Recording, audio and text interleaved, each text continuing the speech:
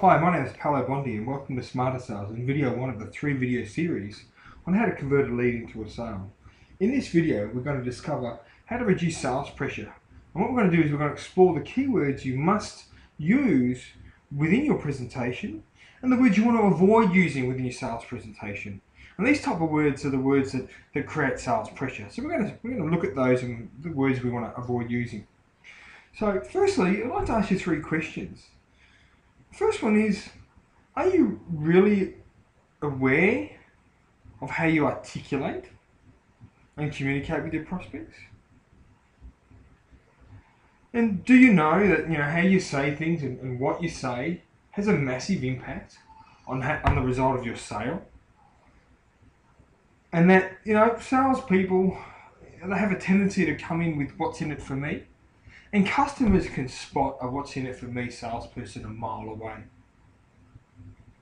And lastly, what are you doing to really connect and engage with your customers? What are you doing to stand out from the crowd? And the market today has never been so competitive with the internet and social media and so many other platforms now. And salespeople are faced with even greater challenges. And customers want more than a conversation, they want more than a transactional experience. They want to be made to feel special and they want an experience. So by effectively shaping your sales language in a sales call, you'll drastically reduce sales pressure and create a consultative and engaging environment that builds trust. But more importantly, you'll break down that sales barrier, you'll break down that buyer resistance, and it will make it easier for you to really position your products and services with their true value and then move to the close. So I'd like to share with you a quote. Whatever words we utter should be chosen with care, for people will hear them and be influenced by them for good or ill. And I really like this quote from Buddha. And this quote really says it all, how important language is in your everyday life and obviously in your sales life. So what we're going to do now is we're going to look at the words we want to stop using, or words not to be used. And the first 2 words we'll look at are price and cost. Now it's important these words, we bring them up early, because a lot of salespeople fall into the trap of talking about price and cost. And if you find yourself talking about price and cost too early, what that means is, it means that you really haven't had an opportunity to understand what the customer needs, and you really haven't really focused or delivered or even articulated correctly the benefits of your products and services, the value and what your customer will get by having your products and services. So if you're talking about price, you're really missing some value. So you want to stop using that earlier on in the sales presentation. The next word we want to stop using is offer. Now, offer, obviously it has its place within the sales presentation, but it's important at the beginning, you want to avoid using this word. And I know a lot of salespeople that fall into this trap. They go rush straight into the sales presentation and they start price cost and they start putting in offer. And what happens is, if you're talking about offer, is that they haven't really understood what the customer wants. They haven't really explored the challenges that your customer or your potential prospect is facing. They haven't really uncovered all the pain points that that customer is experiencing. And without knowing all that, it's very difficult and somewhat inappropriate to offer a solution to your prospect or potential customer. And if you do, you're really selling on what you want as opposed to what is right for your customer.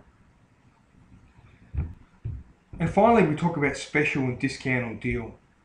And if you're using these words in your presentation, and I'm not saying don't use them later, when you're closing the sale, but it's very important to avoid using them too early in the presentation. Because if you're using these words earlier in the presentation, then you're really selling the product based on a discount or a special or a deal, and you're not really promoting or focusing on what the customer will receive and the benefits they'll get from having your products and services. And it also puts sales pressure on the customer because they might not be ready to move to the close. And if you use this too early, you're going to put undue pressure on the sales process, and inevitably on the customer and well, could mean you might lose your sale completely. And the next words we're going to look at are the words you want to use or must use within your presentation. And these words are really good, particularly when you're handling any questions and objections. So the words we're looking at here are wondering, curious, open, and consider.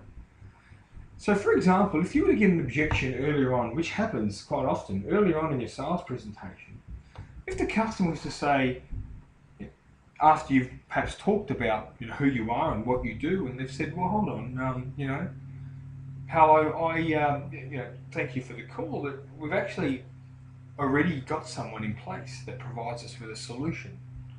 Or they would say something like, we're already using someone to provide us with that product or service. And you would reply using these words, and you'd say something like this. So that's okay. But I was wondering if you'd be open to understanding or knowing about a new perspective that you may not have now. So as you can see, that really takes any pressure away from handling objections, really softens the objection, and creates an environment where the customer, is almost compelled to answer and perhaps be open and receptive to what you have to say next. And lastly, for the words you want to use or you must use are simply and easily. And let's face it, we all want things that are simple and we all want things that are easy. So dropping these words along the sales presentation really makes the customer feel comfortable, and it almost takes the work out of the process. So now when you're in front of a potential customer, be sure to shape your language around the key words we've covered and focus on building a relationship, a business relationship that's based on trust, based on integrity, and get away from providing that sales pressure and create that consultative environment where your customer will be open to what you have to say, and more importantly, open to provide you with information. And get away from that transactional, once-off sales experience. Really provide something that's the customer will remember and feel good about. Your sales depend on it. Thanks for listening to video 1 of the 3-video series. My name is Paolo Bondi. I look forward to the next video on how to convert a lead into a sale. To your success.